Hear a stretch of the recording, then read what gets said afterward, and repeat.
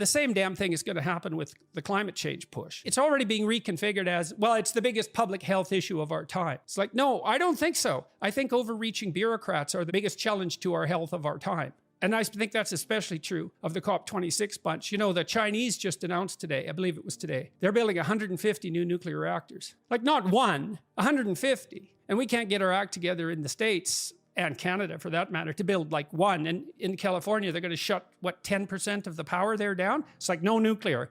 Well, what are we going to replace it with? Wind. Yeah, well, only if we put windmills in front of the politicians pushing for wind.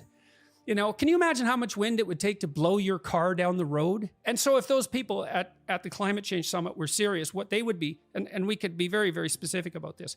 Here's what you do if you're a leftist who's concerned about the environment and the poor simultaneously. Okay? You make power, energy, as cheap as possible for everyone, because there's no difference between energy and wealth, and because rich people can't hoard energy. It's not a Pareto problem, right? Because all the energy doesn't end up in the hands of a few. So you try to build nuclear reactors, perhaps, there's a bit of a problem getting rid of the waste. And there's a lot of bureaucratic wrangling around that. It's not a solved problem entirely, but we don't have a better option than nuclear in the long run. And so you make power as cheap as possible. So if you want to save the climate, you want to make power everywhere in the world as cheap as possible, as fast as possible, to make people as rich as possible, because the richer they get, the more they care about the environment. And that pattern is clear in China and India, which have greened substantially in the last 20 years. Those two countries have greened an area the size of the Amazon in the last 20 years. And that's in addition, by the way, just so everyone knows. Here's a cool little fact.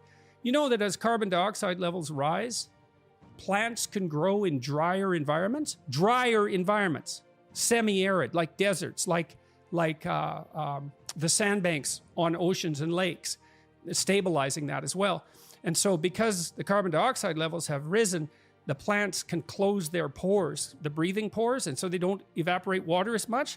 And so an area the size of Alaska has greened in the last couple of decades, in addition to what China and India have planted. I worked for the UN Secretary General's Committee on Sustainable Development, and to some degree COP26 is an attempt to bring the corporate world in line with those developmental goals. And there was a bunch of problems with the project because there were 200 goals, and that's too many. You have to prioritize them, and no one was willing to except Bjorn Lomborg, and that's a different conversation. But what I learned, because I read about 200 books at that time on the environment and sustainable development, and what I learned was things are way better than anybody thinks. We have a glorious future in front of us if we want to. The best way to save the planet is to make poor people rich as fast as we possibly can. So that means we can have our cake and eat it too, and isn't that absolutely lovely? And the biggest environmental issue that's facing us isn't global warming, it's overfishing in the oceans as far as I'm concerned, because that we could actually stop. It's actually extremely damaging, and we know how to stop it. And Trudeau, to his credit, by the way, has produced a series of marine protected areas along Canada's coastline that weren't there before. Now, I don't know how protected they are and how thorough that legislation is, but that's something that he's done that actually counts as a credible accomplishment in my estimation. Well, so first off, I've interviewed Bjorn a couple times, but his last book basically illustrates, it's mostly illustrations that lay out almost everything you're saying here. So I just want people to know you're not making it up. We'll link to that interview so they can see it. Well, yeah, go ahead. Okay, so look, so there's these 200 development goals and sustainable. It's like, okay, well, what does sustainable mean and over what time frame? That's actually incredibly complicated, right? Because time frame is a real problem. Do we mean sustainable over 5,000 years? Well, why should we care? Because God only knows what the world's going to be like in 5,000 years. Just look at what computer technology is doing. We can't plan out that far. So that's probably too long. 100 years? Well, we're all dead then. And you might think, well, we should care. It's like, yeah, perhaps, but how should we care? Because we can't predict that far out. So the time frame is really crucial. And then the fact that there are 200 goals, that's like 0 goals. Like if you were trying to do 200 things, first of all, at any moment, you wouldn't be able to do anything because at any moment, you can only do one thing. And so you have to prioritize. And I asked repeatedly when I was working on this committee, why aren't these goals prioritized? And the answer was, well, they all have separate constituencies who are fighting for that particular value. And they get annoyed if there's any like sequential approach. It's like, okay, well, that just means we do nothing because 200 goals is just chaos. And then I found Lomborg. And so what Lomborg does is he hires teams of economists to assess the goals in a given country or globally for that matter, by cost benefit. And you can argue about that because there's assumptions that you have to use that are built into your analysis, right? There's always a priori axioms and prejudices and biases and so forth and constraints, but he does it with 10 different teams of economists, so that's kind of good. And then he averages across the whole set of the economists. And then you might say, well, it's an economic analysis and that doesn't take everything into account. It's like, A, everything can't be taken into account, and B, do you have a better idea? And if not, then, well, what good is your criticism? Like, I haven't seen a better idea than Lomborg's idea, but from anyone. Is part of the problem that people, because our institutions have in so many ways failed us, and I know you've obviously talked about it and wrote about it in your last book, that we shouldn't just needlessly want to burn down these institutions, but they've sort of failed us to the point that when they do these conferences, like these climate conferences, I was listening to Obama's speech yesterday, and he's going on and on about how we're going to have to sacrifice and all that. Meanwhile, he just bought who's going to have to sacrifice? Who's going to have to sacrifice? And exactly what? $15 million house. He just bought a $15 million house on the water in Martha's Vineyard. I was just down in Miami. Trust me, there's plenty of $40 million mansions. Well, there you go, Dave. That's a sacrifice because he didn't buy a $40 million mansion.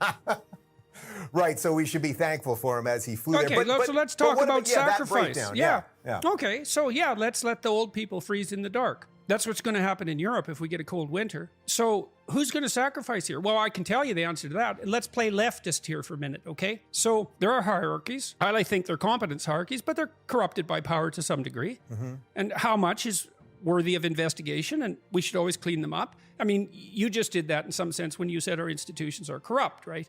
And we have to be very judicious. Which institutions? Where are they corrupt? How are they corrupt? At a level of detail.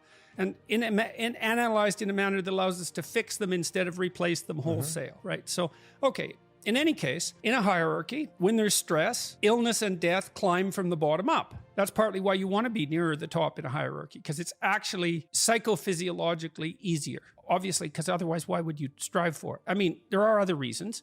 Maybe you want to do good for other people. Maybe you're motivated by power. Maybe you're a psychopath. Maybe you're acting instrumentally.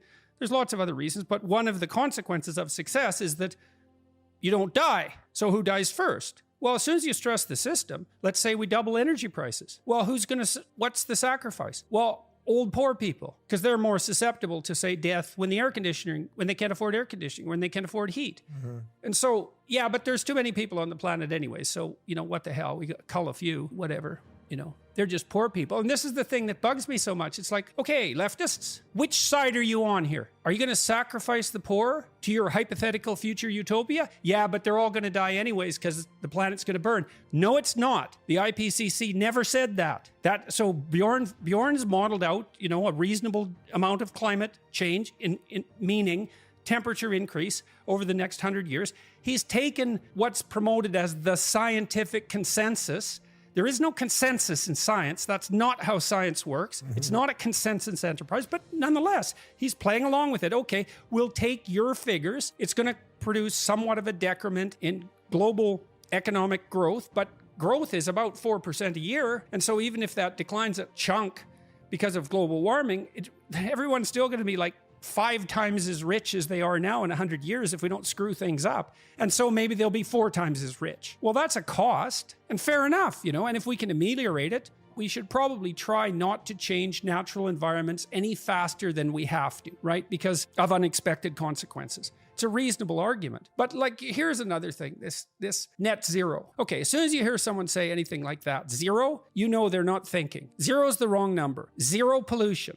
Cows, there's manure from cows. People go to the bathroom. There's not zero pollution. So net zero, it's an empty talking point to put up a flag that you're on the right side. It's not differentiated, careful, thoughtful, thorough, detail-oriented thinking at the level that will actually produce solutions. And there's no discussion about, what are we aiming at here? Well, how about copious energy for everyone, as clean as possible? But in that order, copious energy for everyone, lowest possible price, resilient, stable systems. And to their credit, the Democrats and their infrastructure bill are building resilience goals in relationship to the power grid. And that's necessary because we should be stress testing those systems constantly. But if you're on the left and you care about poor people, the only thing you should really care about is cheap energy. And why is that? Let's be very precise about this. Okay, What makes people prosperous and secure? Work. What is work? It is the expenditure of energy. What is energy? Work. What is work? Wealth. You want to deal with absolute poverty, or even relative poverty for that matter. Energy is everything.